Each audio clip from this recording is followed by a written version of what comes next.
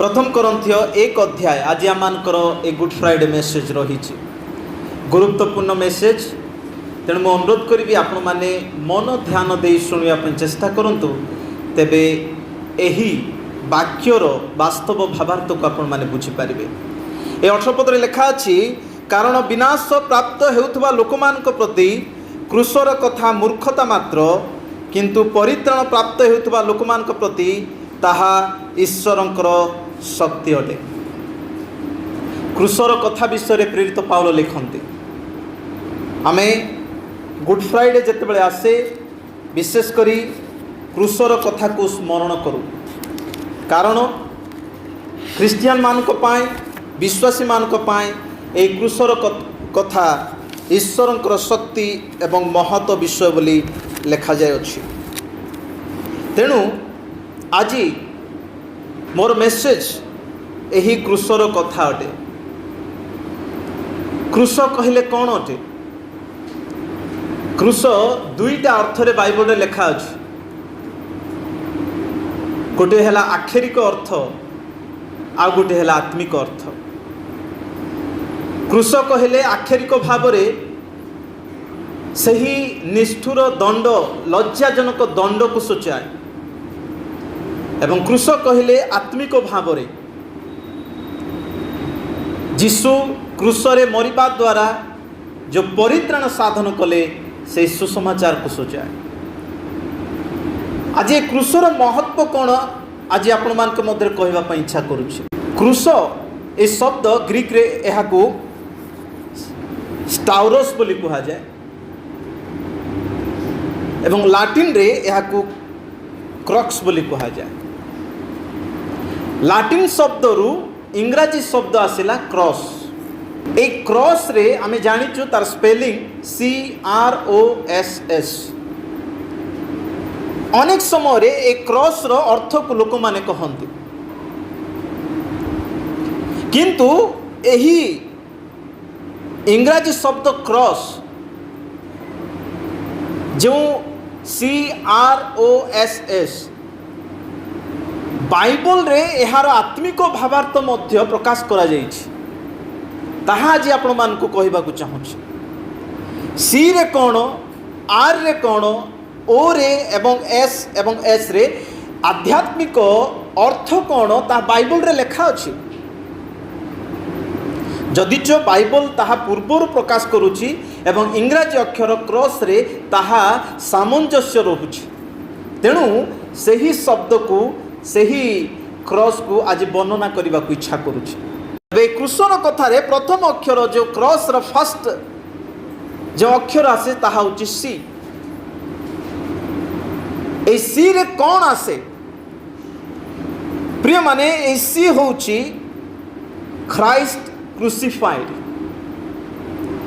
अर्थात क्रूसरे ख्रीष्ट क्रूसार्पित बा हत हेले।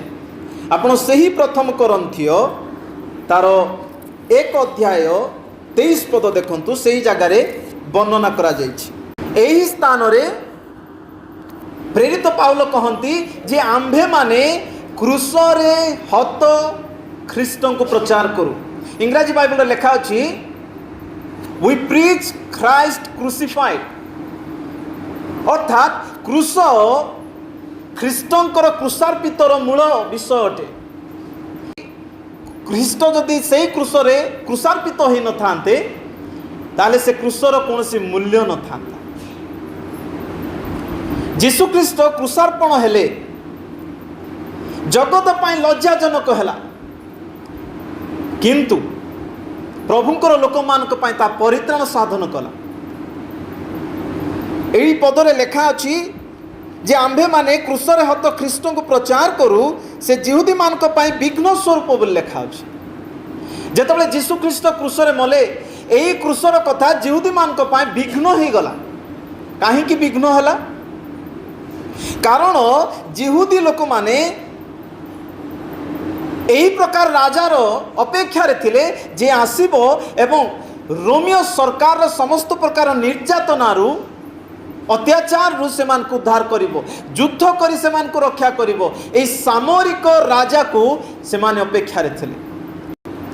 कहीं विघ्न हेले कारण एमाने कहउछन्ति आमे भाबिथिलु एई प्रकार राजा जने आसीबे जे युद्ध करी रोमियो लोक मान ठारा हमकु उद्धार करिवे किंतु ये निजे क्रूसरे चढ़ुछि। यह चिंता करी जिहुदी लोक माने यीशु को अग्राह्य कले एवं सेई पदरे लेखा अछि एई क्रूसर कथा विजाति लोक मान को पाई मूर्खता। कहीं मूर्खता कारण विजाति लोक माने ज्ञान उपरे निर्भर करती। तार पूर्व पद देखिए लेखा अछि जिहुदी माने चिन्ह लोड़ती किंतु ग्रीक बा विजाति माने ज्ञान को खोजती। समस्त विश्व को लॉजिकली चिंता करती एवं जे ज्ञान उपरे आधारित हुए ज्ञान उपरे आउची पड़े से निश्चय यीशु क्रूसरे मरिबाटा देखी ये व्यक्ति कौन आमको रक्षा करिवो कि ये तो निजे मरुची आमको कौन उद्धार करिवो। यह निश्चय जे लॉजिकली चिंता करे से प्रश्न करिवो। तेणु विजाति लोक माने जो माने ज्ञान उपरे आधार करती ए क्रूसर कथा मूर्ख हो गला। सेथिपाई लोक माने कहले तू जदि वास्तव ख्रीष्ट ताले ओल्हाई आस तू निजको रक्षा कर। तू जदि निजको रक्षा करि पारुना हो ताले हमकु कोन रक्षा करिवो। किंतु वास्तव रे से माने जानि नथिले जे यीशु ख्रीष्ट क्रूसरे वास्तव रे हारि नाहांती बरं तांकर मरण ही एक आत्मिक विजय थिला। हालेलुया। यीशुंकर मरण ही आत्मिक विजय थिला किंतु लोक यह जानिले नहीं।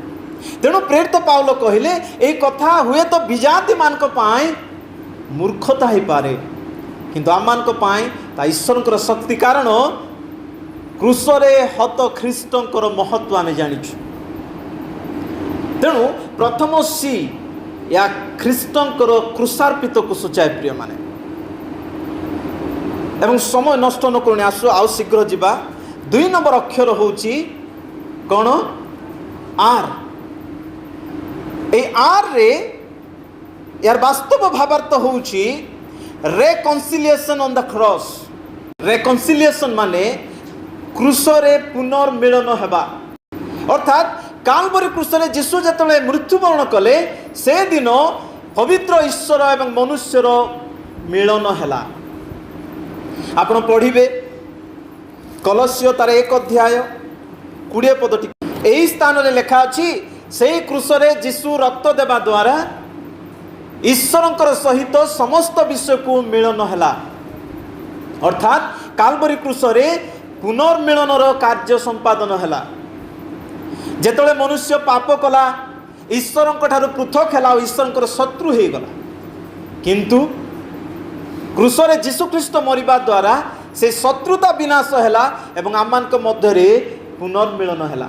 ए पुनर्मिलन कहले रेकन्सिलिएशन रो अर्थ हैला एक्सचेंज करिबा बा पूर्वरु जो शत्रुता भाव थिला ताहा पुनर्बार मिलनर भाव को आनिबा एहा होची रेकन्सिलिएशन।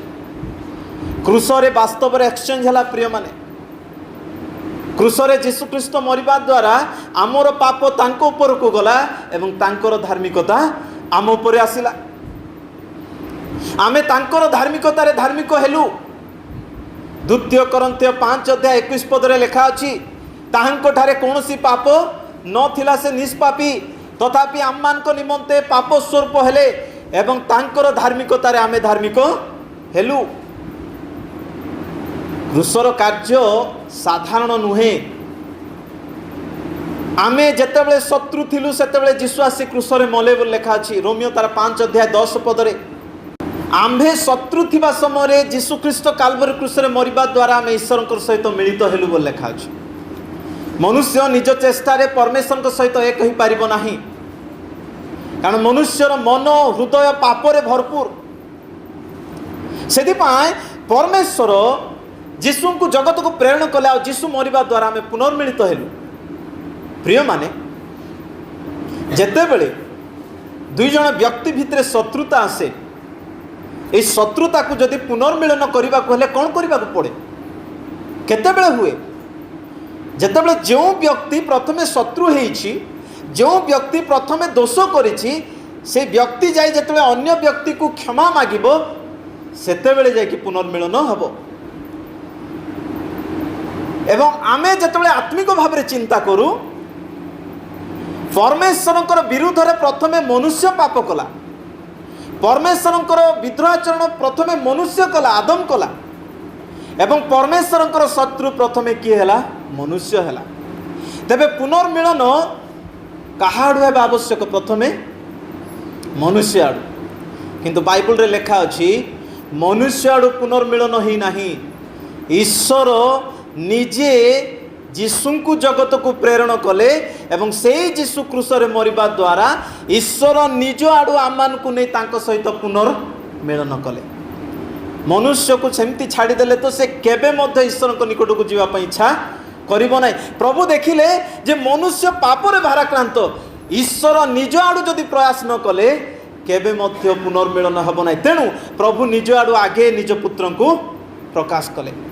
अर्थात आ गोटे भाषा कहले प्रभु निजे पुनर्मिलनर हस्त को बढ़ाइले पापी मनुष्य सहित। प्रभु आम मानू तांको सहित पुनर्मिलन कले, कारण आमे पापी थिलु, तांकर विद्रोहाचरण करूथुलु, किंतु प्रभु अनुग्रह करिसेंति। दीटा काठ को नहीं क्रूस जमती जोड़ा जाए, मिश्रणर स्थल बोली कहा जाए, ठीक से क्रूस रे पवित्र ईश्वर एवं पापी मनुष्य को मध्य मिश्रण है। एवं केवल सेतिकी ही नहीं, एफिसियो 2:16 पढ़िबे, से लेखा अछि क्रूस रे विजाति लोक एवं जिहुदी लोकर मध्य कौन है? मिलन है। कारण जीशु क्रूस रे मरिबा पूर्वर विजाति एवं जिहुदी मान मध्य रे गोटे शत्रुता थिला, किंतु जीशु मला परे से शत्रुता भग्न है, से माने एक हले। क्रूस आमको मिलित करे। क्रूसर कार्य है शत्रु को विनाश करी एक करिबा। आमे अनेक वर्ष है गुड फ्राइडे पालन करुछु, अनेक वर्ष है जीशु क्रूसरे मले बोली कहूछु, किंतु आपण कौन अन्य मान प्रति से मिलनर भाव देखैले कि?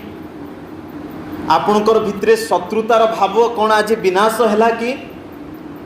प्रिय माने पालक भाव रे आज आपण मान को आह्वान देवा चाहिए, धारावाहिक गुड फ्राइडे पालन करंतु नहीं। गुड फ्राइडे रे क्रूसर महत्व को सफल करंतु। क्रूसरे जेमती शत्रुता विनाश है, प्रभु निज आड़ू हस्त बढ़ाइले पापी मनुष्य सहित मिसिबा पाए।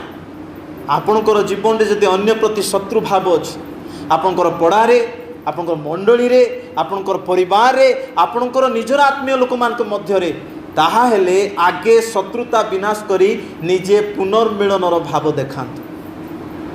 तेबे क्रूसर वास्तव भावार्थ सफल हबा, कारण क्रूस आमान को पुनर्मिलनर वाक्य एवं वार्ता दिए। एवं 3 नंबर विषय जदि आमे देखिबा, देखंतु 3 नंबर अक्षर कौन? ओ रे आमान को बाइबल शिक्षा दिए, ताहा होची ओबीडिएंट ऑन द क्रॉस। क्रूस रे आज्ञा बहता। फिलिपियो देखंतु, आपण माने खोलंतु फिलिपियो तार 2:8 जीशु ख्रीस्ट निजको एते अवनत कले, तांकर अवनतर स्तर जदि आमे चिंता करिबा ताले आमान को अति भयंकर विषय। प्रथमे ईश्वर थिले, ईश्वर रु मनुष्य हेले प्रथम अवनत, एवं मनुष्य रु दास हेले 2 नंबर अवनत, एवं दासर मध्य कौन हेले बोल लेखा अछि क्रूसीय मृत्यु पर्यंत अवनत है। क्रूसीय मृत्यु पर्यंत से आज्ञा बह हेले बोल लेखा अछि, obedient to the point of death. अर्थात मृत्यु पर्यंत ईश्वर आज्ञा बहता हेले क्रूसरे। अर्थात क्रूस जीशुंकर आज्ञा बहता को प्रकाश करे। मनुष्य सेतले पर्यंत आज्ञा बह हुए जेतले पर्यंत से आज्ञा बहता तार कौन सी क्षेत्र में बाधाजनक न हुए, किंतु मनुष्य सेतले आज्ञा बह हुए नहीं जेतले ताहा जीवन को विघ्न कौन सी क्षत करे। किंतु जीशु मरिबा पर्यंत आज्ञा बह हेले। अर्थात क्रूसरे आज्ञा बहता को प्रकाश कले, शिखाइले। जीवन रो शेष मुहूर्त पर्यंत आज्ञा बह हेबा यह अति गुरुत्वपूर्ण।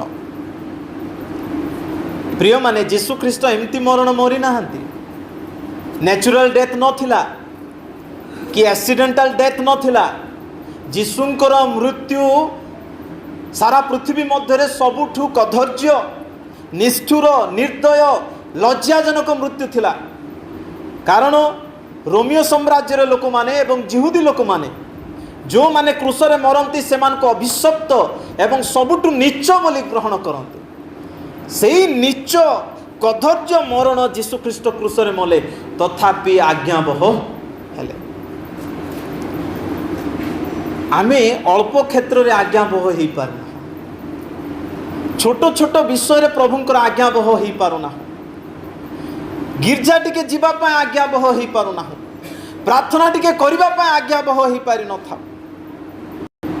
କିନ୍ତୁ ଯୀଶୁ କ୍ରୁଶୀୟ ମୃତ୍ୟୁ ପର୍ଯ୍ୟନ୍ତ ଆଜ୍ଞାବହ ହେଇ ଆମମାନଙ୍କ ପାଇଁ କାଲବରୀ କ୍ରୁଶରେ ମଲେ। ପ୍ରିୟମାନେ, ଆପଣଙ୍କୁ ସହଜ ଲାଗୁଥିବ ଯୀଶୁ କ୍ରୁଶରେ ମଲେ, ଏତିକି ସହଜ ଲାଗୁଥିବ। ଆପଣ ଜାଣିଛନ୍ତି କ୍ରୁଶୀୟ ଯନ୍ତ୍ରଣାର ତାର ଯେଉଁ ସ୍ତର ଅଛି ଆପଣ ଜାଣିଛନ୍ତି? ଜଣକୁ ସାଙ୍ଗେ ସାଙ୍ଗେ ଯାଇ କ୍ରୁଶରେ ମରାଯାଏ ନାହିଁ। ଯେଉଁମାନେ ରୋମାନ ହିଷ୍ଟ୍ରି ପଢ଼ିବେ ଜାଣିଥିବେ, ସାଙ୍ଗେ ସାଙ୍ଗେ ଜଣେ ବ୍ୟକ୍ତିକୁ ଯାଇ କ୍ରୁଶରେ ଟଙ୍ଗା ଯାଏ ନାହିଁ।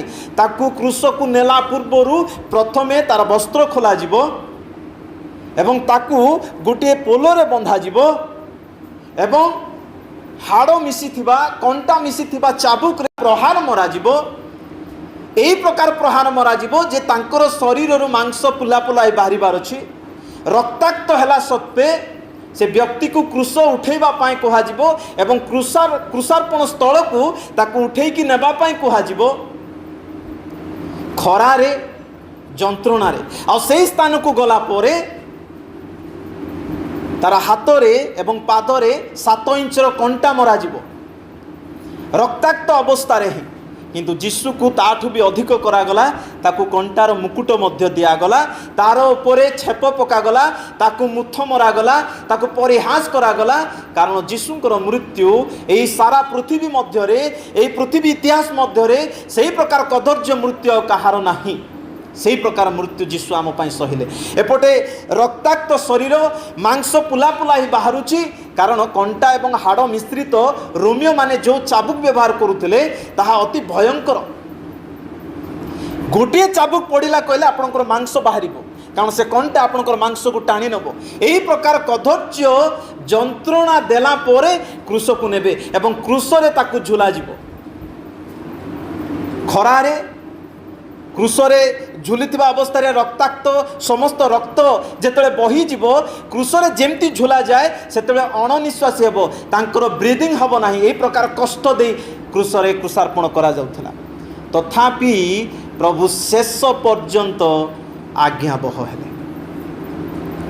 କ୍ରୁଶାର୍ପଣ ମରଣ ସାଧାରଣ ନୁହେଁ ପ୍ରିୟମାନେ, ଏହା ଏକ ଲଜ୍ଜାଜନକ ମରଣ ଥିଲା ଏବଂ ସବୁଠୁ କଦର୍ଯ୍ୟ ମରଣ ଥିଲା। କିନ୍ତୁ ପ୍ରଭୁ ସେ ମରଣ ସହିଲେ ଏବଂ ଆମମାନଙ୍କ ପାଇଁ ପ୍ରାର୍ଥନା କଲେ, କହିଲେ, ପ୍ରଭୁ ଏମାନେ କ'ଣ କରୁଛନ୍ତି ଜାଣନ୍ତି ନାହିଁ, ଏମାନଙ୍କୁ କ୍ଷମା କର। ସେଥିପାଇଁ ଆଜି ଯେଉଁ ଗୀତ ଆମେ ଗାନ କଲୁ, କହିଲି ଅନାଅ ଥରେ କ୍ରୁଶ ଉପରେ। ଆଜି ବି ଅନେଇ ପାରିବା ଆମେ କ୍ରୁଶ ଉପରକୁ। ଏହି ଚକ୍ଷୁରେ ନୁହେଁ, ଆତ୍ମିକ ଚକ୍ଷୁରେ ଅନାଇଲେ ଯୀଶୁଙ୍କର ଯନ୍ତ୍ରଣାକୁ ବୁଝିପାରିବା। ଏହି ପ୍ରକାର ଅବସ୍ଥାରେ ମଧ୍ୟ ସେ ଆଜ୍ଞାବହ ହୋଇ ଆମ ପାଇଁ ଦୁଃଖକୁ ସହିଲେ ଏବଂ ପରିତ୍ରାଣ କାର୍ଯ୍ୟ ସମାପ୍ତ କଲେ।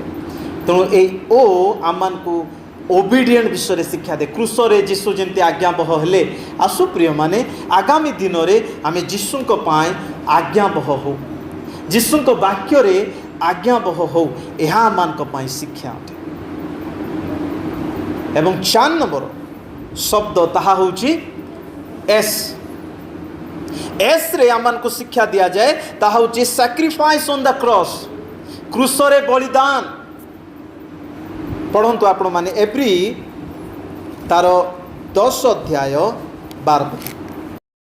ଏହି ସ୍ଥାନରେ ଲେଖା ଅଛି, ମାତ୍ର ସେ ପାପ ନିମନ୍ତେ କ୍ରୁଶରେ ଏକ ଥରକେ କ'ଣ ହେଲେ, ବଳି ହେଲେ, ଉତ୍ସର୍ଗ ହେଲେ ଏବଂ ଚିରକାଳ ପାଇଁ ଈଶ୍ୱରଙ୍କର ଦକ୍ଷିଣ ପାର୍ଶ୍ୱରେ ବସିଲେ।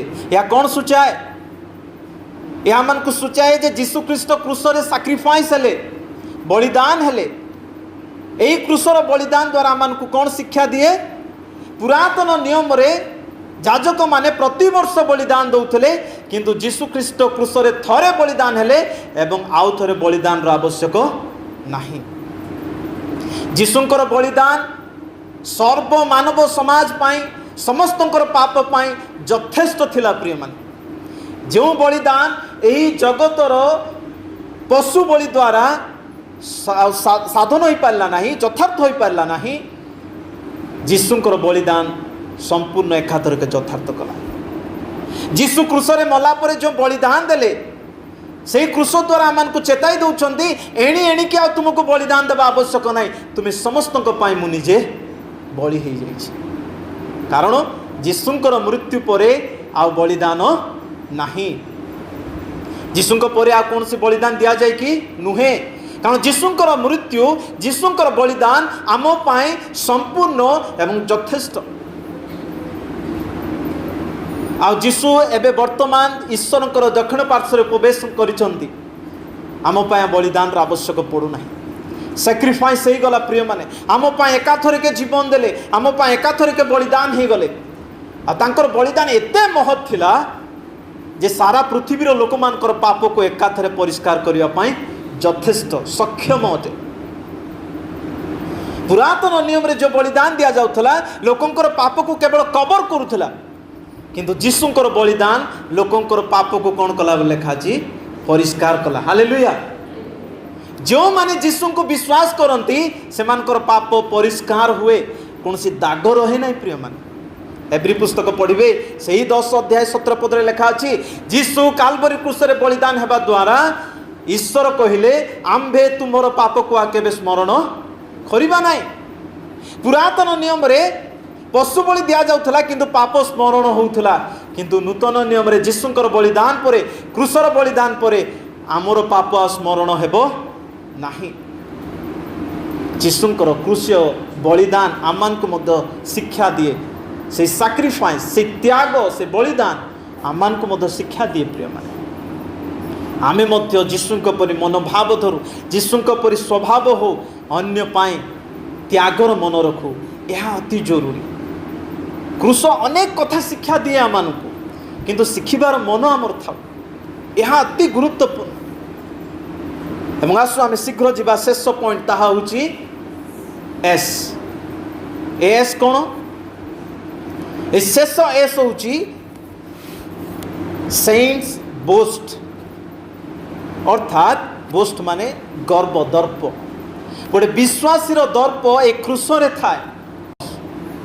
आपण जदि गलातीय पुस्तक पढ़िबे देखंतु, गलातीय 6 अध्याय तार 14 पद टिके पढ़ंतु। एही जगह लेखा अछि, प्रेरित पाउल कहंती जे आंभ मानकर प्रभु जीशु ख्रीष्टक क्रूस व्यतीत आउ काहीरे दर्प करिबा मो ठारू संपूर्ण दूर रे थाउ। अर्थात प्रेरित पाउल कहबाकू चाहंती जे क्रूस छड़ा अन्य कौनसी विषय मु दर्प करिबि नाही। तार पूर्व अंश मानकर लेखा अछि, लोक माने शरीरर कार्य दर्प करती, जिहुदी माने सुन्नत विधि रे दर्प करुथले, विजाति माने उत्तम कार्य दर्प करुथले, किंतु पाउल कहले मु केवल क्रूसरे दर्प करिबि। Boasting in the cross. ए क्रूस आमान को आध्यात्मिक क्रूसीय दर्प विषय प्रकाश करे।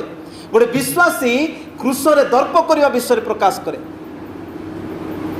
अनेक टाइम रे दुख लगे, ख्रीष्ट विश्वासी ही अनेक माने निजर धन पाई के गर्व करती, निजर टैलेंट पाई के गर्व करती, निजर अन्य अन्य विषय पाई गर्व करती, किंतु पाउल कहले क्रूसरे आमे दर्प करिबा। ए क्रूसर कथा अन्य मान को पाई लज्जा हो, किंतु आम पाई दर्पर विषय। काहेकि काहेकि क्रूसरे दर्प करिबा? आपण कहिबे निश्चय, कारण सेही क्रूसरे जीशु आम पाप पाई मरिछंती, सेही क्रूसरे आमे ईश्वरकर सहित पुनर्मिलन हेई अछु, सेही क्रूसरे व्यवस्था समाप्त हला, सफल हला। किंतु आउ गोटे रीजन मध्य रही। प्रिय मान देखंतु से 14 पद आउ थरे पढ़िबे, सेठे जानि परिबे। पाउल कहउचंती किंतु आंभ मानकर प्रभु जीशु ख्रीष्टक क्रूस व्यतीत आ काहीरे दर्प करिबा मो ठारू दूर रे थाउ। ताहांको द्वारा जगत मो प्रति ओ मु जगत प्रति क्रूसरे हत होइछि। पाउल कहउचंदी एही यीशुଙ୍କ द्वारा एही क्रूस द्वारा मु जगत प्रति मरी अछि आ जगत मो प्रति मरी जाइछि। वास्तव ख्रीष्ट विश्वासी जे यीशु को विश्वास करे सेई दिनठू से जगत को बाई बाई कहे। मने रखंतु जगत ता पाई मरी जाए आ से जगत पाई मरी जाए। आ जो व्यक्ति क्रूस द्वारा जगत प्रति मरी जाए ताले जगतर विषय गर्व करिवो कि नहीं, कारण से जगत प्रति कौन मरी। पाउल कहले मु ए क्रूस द्वारा जगत प्रति हत ही जाइछि एवं जगत मध्य मो प्रति हत ही जाइछि। तेणु प्रिय माने ए क्रूस आम पाए जगत एवं गोटे ख्रीष्ट विश्वासी पाए क्रूस होउछि विभाजिक रेखा अटे, डिवाइडिंग लाइन अटे। गोटे वास्तव ख्रीष्ट विश्वासी जगतर पापरे आनंद करने पूर्वर क्रूसर महत्व को आगे देखिए। गोटे वास्तव ख्रीष्ट विश्वासी जगत रे दर्प करने पूर्वर क्रूसर ए डिवाइडिंग लाइन को आगे ध्यान देव। जे वास्तव ख्रीष्ट विश्वासी क्रूसीय महत्व को बुझी पारिला प्रिय माने से निजे जानिबो जे मोर कोनोसी योग्यता नाई मो परित्राण पाइबा पाए। ना धन दे आमे स्वर्ग जाई परिबा, ना व्यवस्था पालन करी स्वर्ग जाई परिबा, ना भल काम करी के स्वर्ग जाई परिबे नाही। केवल आमे स्वर्ग पाई योग्य हेलु केवल कालवरी क्रूस रे यीशु मरिबा द्वारा। सेति पाई तो जने मनुष्य दर्प करिवो। गोटे ख्रिस्टियान रो दर्प एहा अटे। यदि ख्रीष्ट विश्वासी हे आपण अन्य कौन से विषय में दर्प करुँचे ताले जिहुदी मानक मध्यरे आम मानक मध्यरे फरक किछि रहिलानी। जिहुदी माने तो यीशुंकर क्रूसरे दर्प न करी कोडी दर्प कले सुन्नत पाए कहले आमे सुन्नत होइछि तो आमे अब्राहमकर संतान।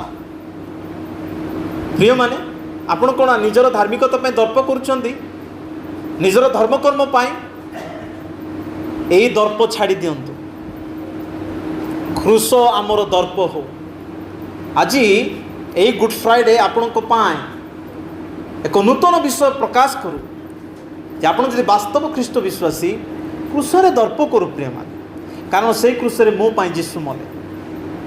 तेणुक प्रेरित पाउल शेष गोटे कथा कहले आपण जदि गलातीय तार 2 अध्याय 20 पद पढ़े प्रेरित पाउलंकर साक्ष्य देखंतु।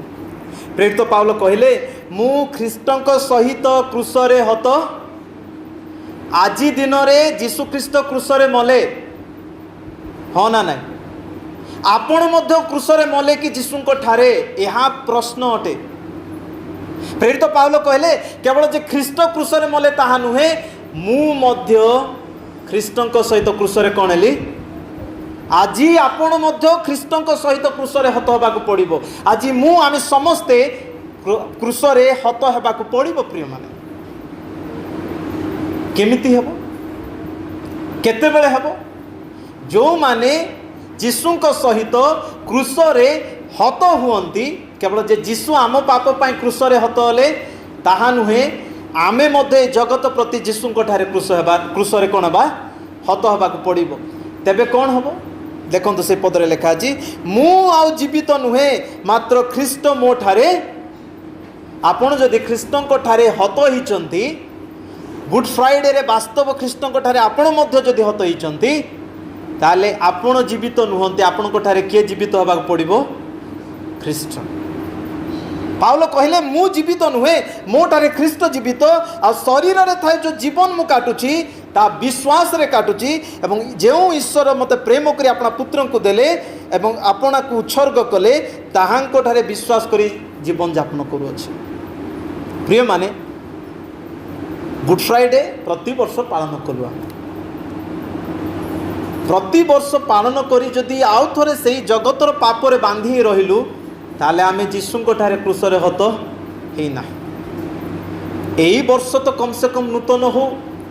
एई वर्ष को पाउलंक परी एई साक्ष्य आपणकर भी हो जे मु ख्रीष्टंक ठारे क्रूसरे हत होई अछि। मु आ जीवित नाई मो ठारे ख्रीष्ट जीवित। एथर कहतु 2021 गुड फ्राइडे आपण एक क्रूसरे हत हबार विषय हो एवं ख्रीष्टंक ठारे जीवित हबार विषय हो। गुड फ्राइडे शुभ शुक्रवार केतेबेले शुभ हम ଯେତେବେଳେ ପାପରେ ଥିବା ଶୁଭ ହେବ କି ଆମ ପାଇଁ? ଯଦି ଆଉ ଥରେ ପାପ କରୁଥିବା, ଆଉ ଥରେ ବ୍ୟଭିଚାର କରୁଥିବା, ଆଉ ଥରେ ମଦ ପିଉଥିବା, ଆଉ ଥରେ ଗୁଟଖା ଖାଉଥିବା, ଆଉ ଥରେ ମନ୍ଦତାରେ ଜୀବନ କାଟୁଥିବା, ଆଉ ଥରେ ଅନ୍ୟର ବଚସା କରୁଥିବା, ଆଉ ଥରେ ପ୍ରତିଶୋଧର ମନ ରଖିବା, ଆଉ ଥରେ ହୃଦୟରେ ଅନ୍ୟ ପ୍ରତି ଶତ୍ରୁତା ରଖିବା, ତ ଗୁଡ୍ ଫ୍ରାଇଡେ କ'ଣ ଲାଭ ହେବ ଆପଣଙ୍କ ପାଇଁ? ଯୀଶୁ ଯଦି ଏତେ ପ୍ରେମ କରି ଶତ୍ରୁ ଥିବା ସମୟରେ ଆମମାନଙ୍କ ପାଇଁ ଏତେ ପ୍ରେମ ଦେଖାଇଲେ, ତ ଆମେ କ'ଣ ତାଙ୍କ ପ୍ରତି ଏହି କାମ କରିବା ନାହିଁ? ତାଙ୍କ ସହିତ କ'ଣ ହତ ହେବା ନାହିଁ? ସେ ସିନା ହତ ହେଲେ, ଆପଣ ହେଇଛନ୍ତି କି? ଆପଣଙ୍କର ଅଭିଳାଷକୁ ହତ କରିଛନ୍ତି କି? এইটা আজ প্রশ্ন। ମୁଁ ଆପଣଙ୍କୁ ଅନୁରୋଧ କରିବି ପ୍ରିୟମାନେ, ଆସନ୍ତା ଆଗାମୀ ଦିନରେ ଗୁଡ୍ ଫ୍ରାଇଡେ ଆପଣ ପାଳନ କରିବା ପୂର୍ବରୁ ଏଇ ଗୁଡ୍ ଫ୍ରାଇଡେରେ ଏଇ ଖ୍ରୀଷ୍ଟଙ୍କର ମୃତ୍ୟୁ ଦିବସରେ କୁହନ୍ତୁ, ପ୍ରଭୁ ମୁଁ ମଧ୍ୟ ତୁମଠାରେ ଏକୀଭୂତ ହୋଇ ଏକୀକରଣ ହୋଇ ତୁମଠାରେ ହତ ହେବାକୁ ଚାହୁଁଛି। କାରଣ ପ୍ରଭୁ ତାହା ଚାହାନ୍ତି। ପାଉଲ ହେଲେ ଆଉ ସାକ୍ଷ୍ୟ ଦେଲେ, କହିଲେ ମୁଁ ଆଉ ଜୀବିତ ନୁହେଁ। ଆପଣ କହିପାରିବେ, ପ୍ରଭୁ ମୁଁ ଆଉ ଜୀବିତ ନୁହେଁ, ତୁମେ ମୋ ଠାରେ ଜୀବିତ ହୁଅ। ତେବେ ଏ ଗୁଡ୍ ଫ୍ରାଇଡେ ବାସ୍ତବ ଭ୍ୟାଲୁ ରହିବ ପ୍ରିୟମାନେ। ନଚେତ୍ କେଡ଼େ ବଡ଼ ବକ୍ତାମାନଙ୍କୁ ଡାକି ଆମେ ବାକ୍ୟ ଶୁଣିବା, କେତେ ବଡ଼ ବଡ଼ ବାକ୍ୟ ଶୁଣିଲେ ମଧ୍ୟ ଭ୍ୟାଲୁ ରହିବ ନାହିଁ, ଯେତେବେଳେ ପର୍ଯ୍ୟନ୍ତ ଆମର ଅନ୍ତରରେ ଆମେ ପାପ ପ୍ରତି ମରିନାହୁଁ ଏବଂ ଖ୍ରୀଷ୍ଟଙ୍କ ସହିତ କୃଷାର୍ପିତ ହୋଇନାହୁଁ, ତାଙ୍କ ସହିତ ୟୁନିଫାଇଡ୍ ଯଦି ହୋଇନାହୁଁ, ତାହେଲେ କୌଣସି ମୂଲ୍ୟ ନାହିଁ। ତେଣୁ ମୁଁ ଆହ୍ୱାନ କରୁଛି, ଆଜି କମ୍ ସେ କମ୍ ପ୍ରାର୍ଥନା କରନ୍ତୁ ଯେ ପ୍ରଭୁ ମୋତେ ତୁମ ସହିତ କୃଷରେ ହତ ହେବା ପାଇଁ ସାହାଯ୍ୟ କର। ଏ ଜଗତ ପ୍ରତି ମୁଁ କୃଷରେ ହତ ହେବି। ଆଜିଠୁ ଏ ଜଗତ ବିଷୟରେ ଦର୍ପ କରିବି ନାହିଁ, ତୁମଠାରେ ଦର୍ପ କରିବି। ଏ ଜଗତକୁ ଗୁଡ୍ ବାଇ କହନ୍ତୁ, ଖ୍ରୀଷ୍ଟଙ୍କ ଠାରେ ଲାଗି ରୁହନ୍ତୁ। ପ୍ରଭୁ ଆଶୀର୍ବାଦ କରିବେ। ଯଦି ଏହା ଆପଣଙ୍କର ବାସ୍ତବ ସିଦ୍ଧାନ୍ତ, ଆଜି ଏ ବାକ୍ୟ ଅଳ୍ପରେ ବି ଯଦି ଆପଣମାନଙ୍କୁ ସ୍ପର୍ଶ କରିଛି, ପବିତ୍ର ଆତ୍ମା ଯଦି ବାସ୍ତବରେ ବୋଧତା ଦେଇଛନ୍ତି ଏବଂ ଆଜି ଯଦି ଯୀଶୁଙ୍କର ମୃତ୍ୟୁର ମହତ୍ତ୍ୱକୁ ଯଦି ଆପଣ ବୁଝୁଛନ୍ତି, ଆଉ କୃଷର ମହତ୍ତ୍ୱ ବୁଝୁଛନ୍ତି, ତାହେଲେ ଏହି ପ୍ରାର୍ଥନା କରନ୍ତୁ, ପ୍ରଭୁ ମୁଁ ମଧ୍ୟ ତୁମଠାରେ ହତ ହେବାକୁ ଚାହୁଁଛି। ସେ କୃଷର ବାସ୍ତବ ଅର୍ଥ ମୋ ଜୀବନରେ ସଫଳ କର।